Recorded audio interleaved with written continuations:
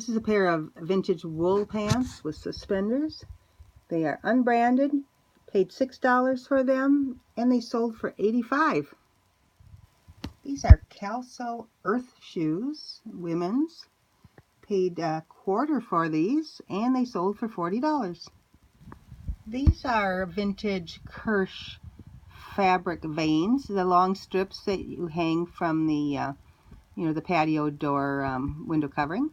I bought these, apparently they're new. I bought these for my own use, but they didn't work out, and so they sold for $30. And we paid $2 and change for them. I got these Oster food processing parts in a free box at a garage sale, and they sold for $17. We have a lot of women's shoes, and they've been selling very slowly, but these are Lands End zip shoes, women's. Paid $2 and they sold for $23. We found this in a box that we got from a friend. It's not very big. Fortunately, my husband looked it up, and it's a starter relay, and it sold for 25 bucks. This is a wall plaque that's about 12.5 by 8. It has inlaid wood. I think it's quite pretty. Paid $1 for it, and it sold for $24.50. I paid $3 for this brass tray. It has some water rings on it, etc. It has a marking here of Farberware, Brooklyn, New York, and it sold for $17.50. This is a golf putter cover. We got them free at a rummage sale, and this sold for $14. This is a Vanity Scarf or something. It's quite colorful and pretty. Has a spot on it, I know, over here. And it finally sold for $10. I haven't sold one of these military shirts before, but I paid a quarter for this one. It's in pretty good shape, and it has the Gilbertson name on it, and quite a few little patches. So I did a little research, and the measurements are right on that tag, so that was easy. And yeah, we were happy about this one. It sold for 30 bucks. We paid $3 for these Stuart Weitzman sandals on our trip to Florida last year. Took a while to sell, but they sold for $34. When we were first selling, we bought so many Bourne and Clark shoes.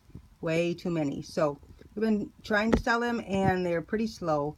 So every time a pair of Bournes sells, we are very happy. These are on sale, and I believe we paid $2 for these, and they sold for $20. Finally got to one of my boxes of old radios. Check this one out. It did fit AA batteries, but it did not work.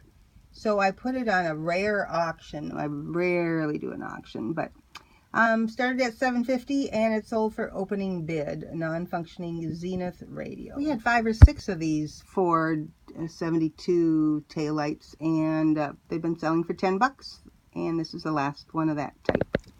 Here's a old shoe shine box. We paid $3.75 for this. It has some significant stains, and I'll show you that there. But my husband priced it at $26.50, and it sold. This is a great pair of Ralph Lauren sunglasses. They are in very good condition, and I cannot find my records on what we paid for them, but they sold for $42.50.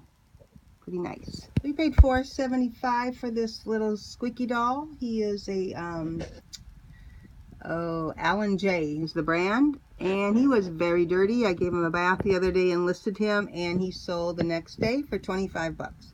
The woman was not really a serious collector, but she wrote me long notes about how excited she was to get this little guy, and she wanted to cheer him up. I had this cup sitting on a shelf for 2 or 3 years since I first started buying, and finally got around to listing it, and it sold for 10 bucks.